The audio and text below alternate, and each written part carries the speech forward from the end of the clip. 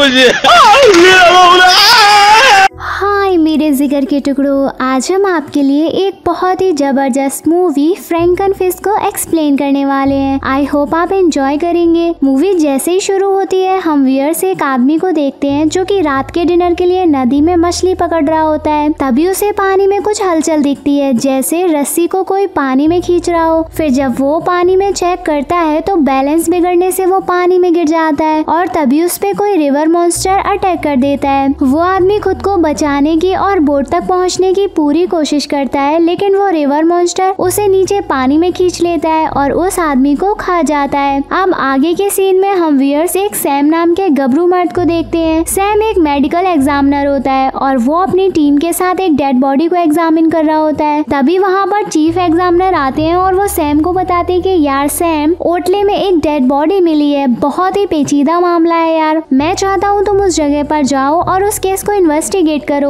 आगे next day Sam उस town में जाता है। वो वहाँ के शेरिफ से मिलता है जो उसे उस आदमी की डेड बॉडी दिखाते हैं जिसे रिवर मॉन्स्टर चबा गया होता है। उस आदमी की डेड बॉडी को देखकर सैम को लगता है कि ये काम किसी क्रोकोडाइल यानी कि मगरमच्छ या फिर एलिगेटर का है। फिर हम व्यूअर्स एक प्यारी सी लड़की को देखते हैं जो कि वाइल्ड लाइफ बायोलॉजिस्ट होती है, जिसे सैम के साथ इन्वेस्टिगेशन के लिए भेजा गया होता है। कितनी औसम है यार। फिर सैम उस लड़की से मिलता है। इसके बाद दोनों इन्वेस्टिगेशन के लिए उस जगह के लिए निकल पड़ते हैं जहां उस आदमी की लाश को पहली बार देखा गया था। फिर आगे रास्ते में मैरी एकदम से चौंक जाती है क्योंकि नदी के किनारे एक मरा हुआ क्रोकोडाइल होता है। पास जाकर ये देखते हैं तो पता चलता है कि उसकी बॉडी के 2 टुकड़े हो गए हैं। दोनों को ये काफी अजीब और चौंका देने वाला लगता है, लेकिन वो उसे इग्नोर करके आगे बढ़ने लगते हैं। कुछ दूरी पर चल के ये एक एल्मर नाम के आदमी से मिलते हैं जो कि नदी में मछली पकड़ रहा होता है। सैम एल्मर से उस मरे हुए आदमी के बारे में पूछता है। अब यहाँ हम व्यूअर्स को पता चलता है कि एल्मर उस मरे हुए आदमी का फ्रेंड है। वहीं एल्मर उन्हें एक शख्स रिकार्डो के बारे में बताता है जिसने उस आदमी की बॉडी को सबसे पहले पानी में देखा था। सैम एल्मर से रिक्वेस्ट करता है कि वो रिकार्डो से मिलना चाहता है, जिसके बाद एल्मर सैम और मैरी को लेकर रिकार्डो के घर के लिए निकल पड़ते हैं। कुछ देर बाद ये उस आदमी के घर पहुंच जाते हैं। ये घर पानी के बीच में बना होता है। साथ ही यहाँ 2 और घर भी होते हैं। एक घर होता है बॉबी और रोलैंड का जो कि न्यूली वेडेड कपल है। दूसरा घर ग्लोरिया और उसकी बेटी एलिजाका का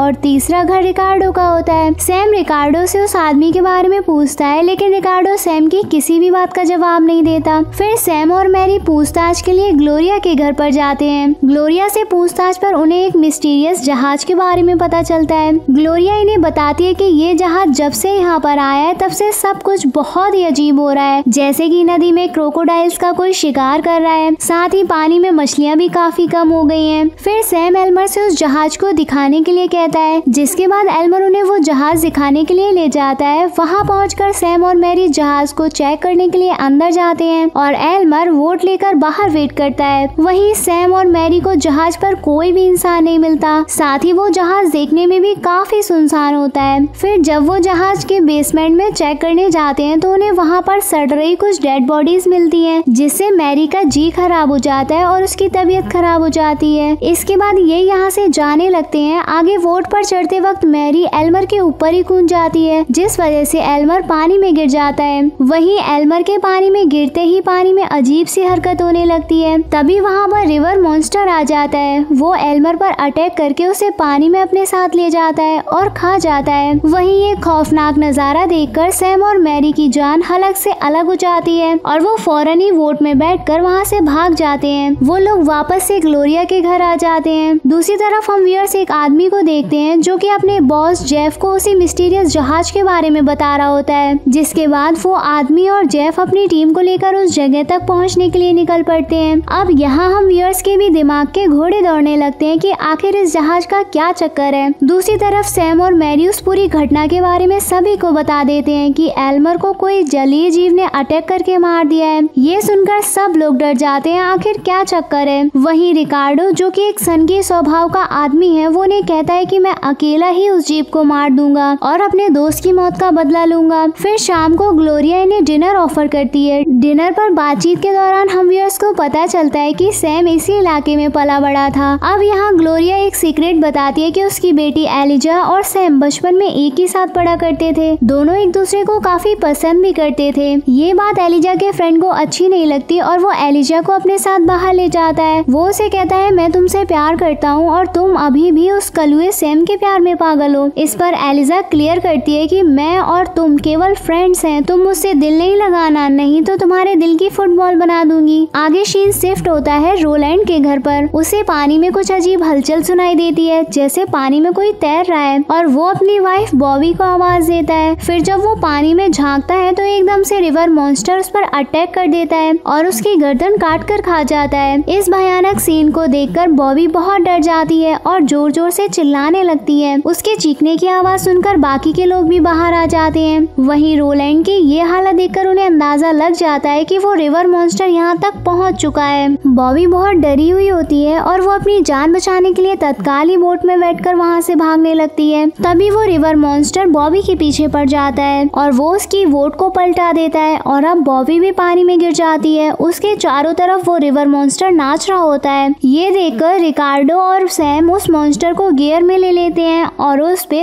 अंधाधुंध फायर करने लगते हैं, लेकिन उस मॉन्स्टर पर गोली का असर नहीं होता और वो बॉबी पर अटैक करके उसे मार डालती है। अब यहाँ हम व्यूअर्स भी उस मॉन्स्टर को देख पाते हैं जो कि बड़ी सी खूंखार मछली होती है। उस खूंखार मछली को देखकर सबकी फट जाती है और वो सब इस जगह को छोड़ने का डिसाइड करते हैं। इससे पहले ये लोग बोट में बैठकर यहाँ से भाग पाते, वो खूंखार मछली एक एक करके सारी बोट्स को पलटा देती है। लेकिन अभी भी एक बोट थी जो कि सेफ होती है। वो बोट बॉबी और रोलैंड की हाउस बोट होती है। इसलिए एलिजा एक रस्सी की मदद से उनके घर तक पहुँचने की कोशिश करती है, लेकिन बीच में ही रस्सी टूट जाती है। किस्मत से एलिजा उस घर तक पहुँच जाती है। एलिजा हाउस बोट को स्टार्ट करने की कोशिश करती है, लेकिन बोट में कुछ खराबी की वजह से बोट स्टार्ट नहीं हो पाती। वहीं एलिजा भी उस घर में फंस चुकी थी। इधर रिकार्डो उस खूंखार मछली को पेलने के लिए बौखलाया जा रहा होता है। वो एक छोटी मछली को चारा बनाकर नदी में फेंक देता है। उसका ये प्लान काम भी करता है। वो मछली पानी के ऊपर तो छोड़ो रिकार्डो के घर में चढ़ जाती है। वो उस पे अटैक कर देती है। वो उसके पैर में काट लेती है। तभी सही टाइम पर रोलैंड उस खूंखार मछली पर गन पॉइंट करके उसके भेजे को उड़ा देता है और वो खूंखार मछली ना हिलती है ना ढुलती है, वहीं ढेर हो जाती है। फिर रिकार्डो उस मछली को गरियाता है, चारों पैरों का घोड़ा ले ले मेरा लोड़ा। आगे रोलैंड उस मछली को काटकर उसका दिल निकाल लेता है और फ्राई करके खाने लगता है। इस तरह से वो खुश होकर अपनी फ्रेंड की मौत का बदला ले लेता है। वहीं अब इन सबको लग रहा होता है कि इनकी मुसीबत खत्म हो गई है कि तभी एकदम से रिकार्डो पर एक और खूंखार मछली अटैक कर देती है और उसको मार देती है। अब इन्हें समझ नहीं आ रहा होता कि आखिर नदी में कितनी ऐसी मॉन्स्टर फिश हैं। सब डरे होते हैं। वहीं दूसरी ओर उस मछली की वजह से रिकार्डो के घर में आग पकड़ लेती है। ये देखकर मैरी को एक आइडिया आता है उस मछली को मारने का, लेकिन इससे पहले वो इन्हें बता पाती रोलैंड की गन घर में आग लगे होने की वजह से गर्म होकर उससे गोली चल जाती है और सीधा मैरी को आकर लगती है, जिससे उसकी भी दर्दनाक मौत हो जाती है। अब सभी लोग बहुत डरे हुए होते हैं कि इतने में रिकार्डो के घर आग फैलने की वजह से सिलेंडर गर्म हो जाता है और वो उछलकर हाउस बोट में आ गिरता है, जिसकी छत पर एलिजा खड़ी होती है। देखते ही देखते सिलेंडर फट जाता है और उसके घर के चीथड़े उड़ जाते हैं। इस ब्लास्ट की वजह से एलिजा पानी में गिर जाती है। दूसरी तरफ ये दिखाते हैं कि जेफ और उसकी टीम उस जहाज तक पहुंच गई होती है। इन्हें जो यहाँ चाहिए था वो इन्हें यहाँ नहीं मिलता है। तभी इन्हें भी ब्लास्ट की आवाज सुनाई देती है, जिसके बाद ये लोग उस तरफ आने लगते हैं। इधर सैम एलिजा को बचाने के लिए पानी में छलांग लगा देती है। पीछे से खूंखार मछली भी सैम की तरफ आने लगती है। ये देखकर ग्लोरिया उस गंदी मछली का ध्यान भटकाने के लिए अपने हाथ को काटकर खून पानी में डाल देती है, जिससे वो गंदी मछली सैम की तरफ न जाकर ग्लोरिया की तरफ खींची चली आती है। वहीं सैम एलिजा को बचा लेता है, लेकिन वो गंदी मछली ग्लोरिया पर अटैक करके उसे मार देती है। अब केवल 3 लोग ही बचे थे, एलिजा, सैम और डैन। गंदी मछली अब नीचे से इनके घरों को तोड़ने लगती है, जिस वजह से घर टूटकर डूबने लगते हैं। अब इन्हें ये फील होता है कि अब ये नहीं बच पाएंगे और गंदी मछली का चारा बनेंगे कि तभी यहाँ पर जेफ और उसकी टीम वोट लेकर आ जाता है। वोट की आवाज सुनते ही डैन जोर जोर से चिल्लाने लगता है। ये जेफ को उस खतरनाक खूंखार मछली के बारे में बताते हैं कि किस तरह से उसने इनके फ्रेंड्स को अपना चारा बना लिया। ये बता ही रहे होते हैं कि तभी वो गंदी मछली जेफ की बोट पर अटैक कर देती है, जिस वजह से सभी लोग पानी में गिर जाते हैं। वो गंदी मछली एक एक करके जेफ के साथियों को मार रही होती है। केवल 3 लोग ही बच पाते हैं, जेफ और उसके 2 साथी। फिर जेफ इनके सामने एक सीक्रेट रिवील करता है कि ये खूंखार मछली उसने ही पाली है। वो बताता है कि ये एक नॉर्मल फिश ही थी, लेकिन हमने इन फिशेस पर एक्सपेरिमेंट किया था, जिस वजह से इनके डीएनए में गड़बड़ हो गई और ये मछली खूंखार रिवर मॉन्स्टर बन गई। इसके बाद जेफ उस मछली को पकड़ने के लिए उस पे बेहोश हो जाने वाली गोली फायर करता है और गोली सीधा उस मछली को लगती है, लेकिन उसे कुछ भी नहीं होता। गुस्सा कर वो मछली जेफ के आदमी पर अटैक करके उसे भी मार देती है। ये लोग उस पे अंधाधुंध फायर करते हैं, जिस वजह से वो वहाँ से भाग जाती है। इसके बाद ये लोग जेफ के साथ बोट पर बैठकर यहाँ से निकलने का डिसाइड करते हैं। वहीं अब सुबह भी हो जाती है। जेफ जो कि बड़ा वाला बावला है, उसे उड़ता तीर गैंड में लेने की आदत है। वो बोट को उस जहाज की तरफ घुमा देता है जहाँ वो मछली गई होती है, क्योंकि वो उसे जिंदा पकड़ना चाहता था। जहाज के करीब पहुंचकर जेफ सैम को गन पॉइंट पर ले लेता है और अपने साथ चलने को कहता है। साथ ही वो सैम को आगे रखता है ताकि अगर वो खूंखार मछली अटैक करे तो पहले सैम पर। इसके बाद वो उस मछली के घर तक जाते हैं। अब यहाँ एक और बात रिवील होती है कि ये एक फीमेल फिश है और मेल फिश मर चुकी है। दूसरी तरफ एलिजा उस बोट को स्टार्ट करने की कोशिश करती है। कुछ देर टेढ़ी पंछी लगाने के बाद वो उस बोट को स्टार्ट कर लेती है। वहीं सैम भी जेफ और उसके साथी को आगे करके वहाँ से निकल आता है। आगे सैम के आते ही वो मॉन्स्टर फिश जेफ और उसके साथी पर अटैक करके उसे मार देती है। सैम जल्दी से बोट में बैठता है और अब ये लोग यहाँ से भागने लगते हैं, लेकिन यहाँ पर इनकी किस्मत इतनी अच्छी नहीं होती। वो मॉन्स्टर फिश इनके पीछे पड़ जाती है और इनके बोट को डैमेज करने लगती है। बोट घुमाने के चक्कर से डैन किनारे पर गिर जाता है, लेकिन वो सेफ बच जाता है। दूसरी तरफ वो गंदी मछली अभी भी इनके पीछे पड़ी होती है। फिर सैम को एक आइडिया आता है। वो बोट के पीछे लगे फैन की जाली को खोल देता है और बोट को पेड़ों की तरफ ले जाता है। फिर दोनों ही बोट से कूद जाते हैं। दूसरी तरफ वो गंदी मछली सीधा जाके बोट के पंखे में घुस जाती है, जिससे उसकी बॉडी के टुकड़े टुकड़े हो जाते हैं। इस तरह से इस गंदी मछली का द एंड हो जाता है। वहीं अब सैम और एलिजा की मुश्किलें खत्म हो गई थी। दोनों एक दूसरे को प्रपोज करते हैं। दूसरी तरफ डैन को दिखाया जाता है, जहाँ पर उस गंदी मछली के छोटे छोटे बच्चे उस पर अटैक करके उसे चबा जाते हैं। और इसी के साथ ये मूवी यही खत्म होती है। आई होप आपको हमारी मूवी समझाने का तरीका पसंद आया होगा। हमारे चैनल को ऐसे ही प्यार देते रहिए। I love you.